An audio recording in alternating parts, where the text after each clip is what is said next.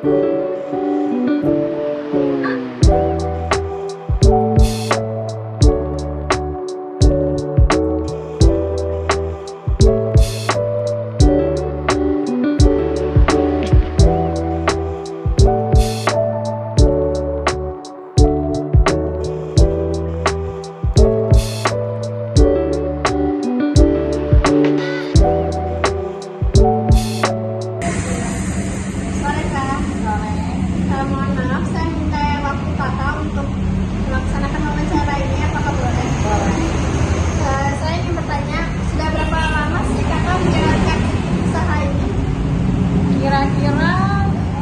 kurang lebih ya, saya sudah menjalankan usaha itu dari sebelum COVID sampai sekarang mungkin kurang lebih 5 atau 6 sampai 7 tahun. Sebenarnya usaha ini saya rintis dari orang tua saya.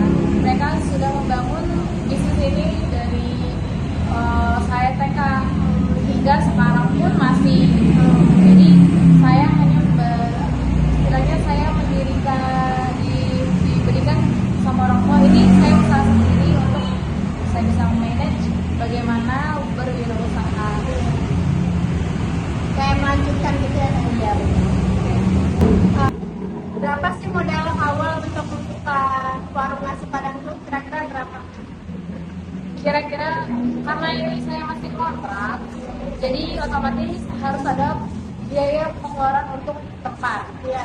Dari tempat ini sebenarnya saya ini ngontraknya dua tempat dijadiin satu. Jadi otomatis jadi double kan apa namanya pengeluarannya. Dua tempat ini dalam 1 tahun udah cuma untuk tempat aja ya, pengeluarannya sudah 50 juta, kurang lebih 50 juta. Karena daerah ini kan daerah yang sudah terkenal, udah rame pertama, dekat pabrik-pabrik, makanya harga kontrak di situ mahal-mahal. Iya, karena memang sudah terjamin gitu. Iya. Ya, terjamin enggaknya sebenarnya tergantung. Ya rame-rame, alhamdulillah. Cuman kan kadang pasti namanya usaha ada pasang surutnya. Gitu.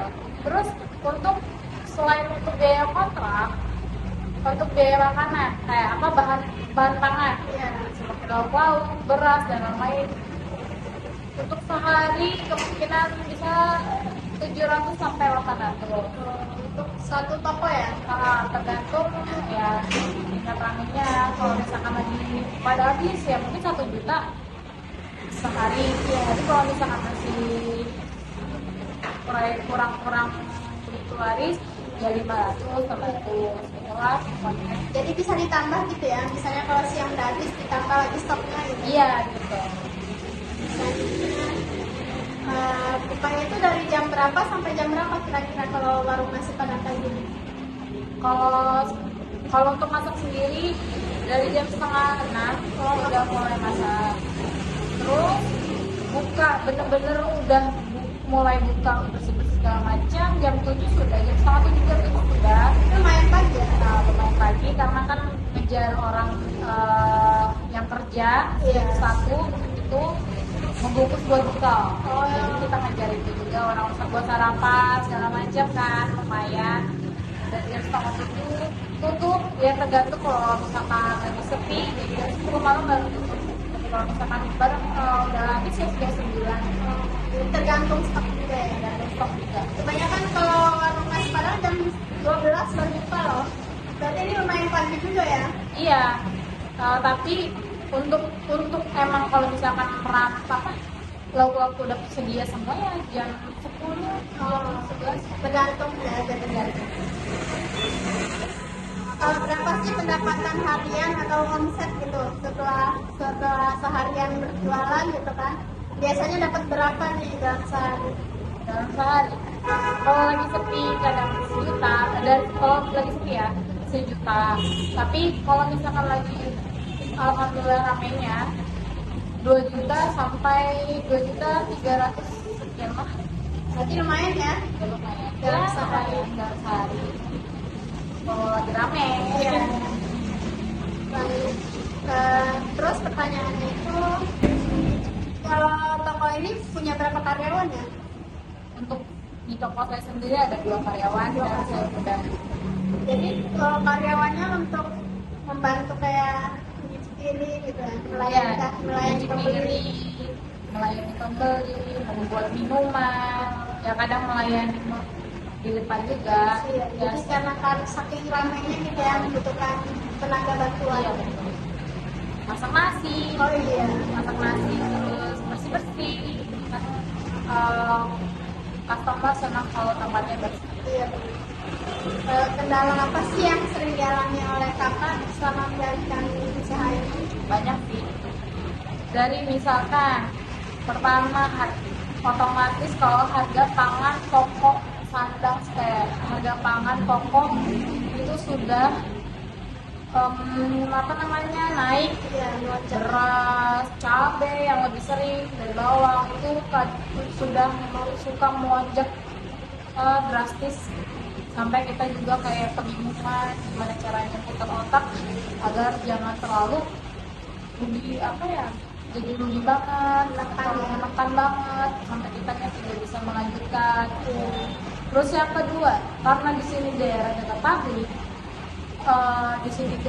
pabrik, otomatis pabrik di sini pabriknya tidak hanya satu. Kayak di sini pabrik ada beberapa.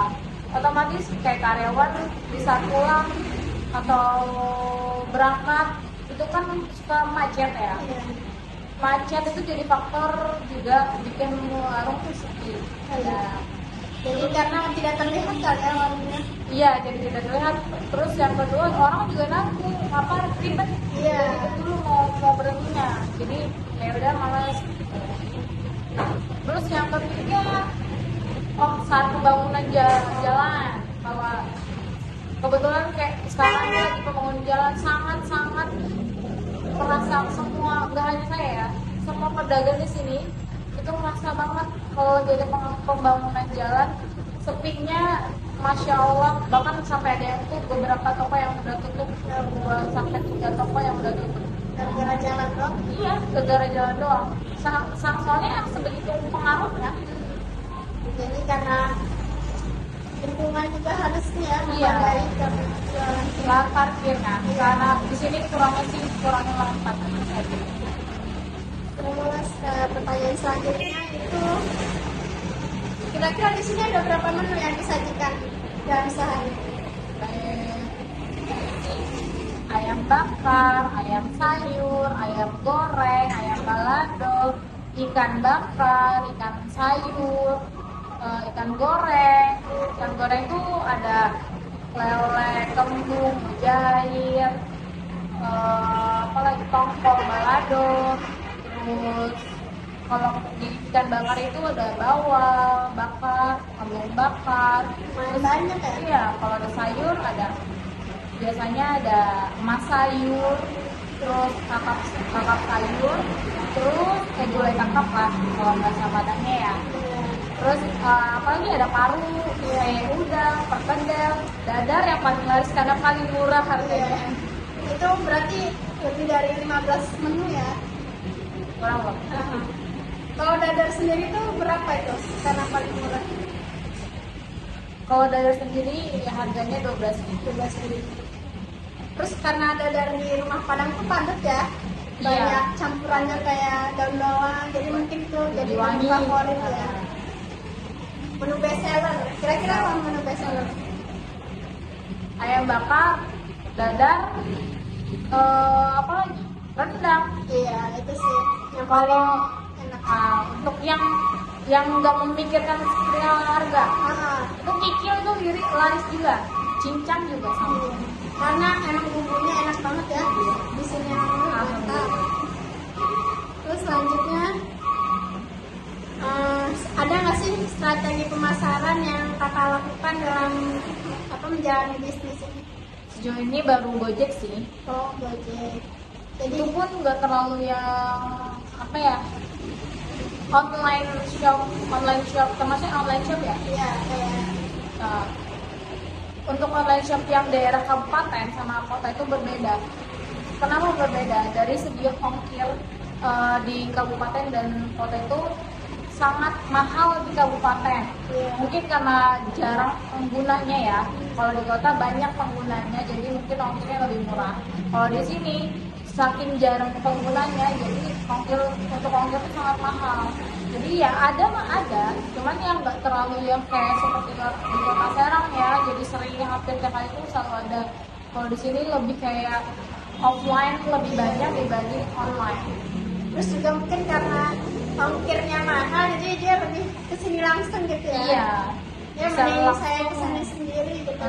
Bisa request, bisa lihat langsung menunya seperti apa.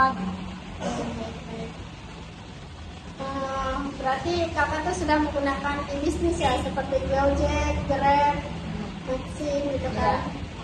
Nah itu juga mungkin akan mempermudah pembeli jika mager keluar. Iya.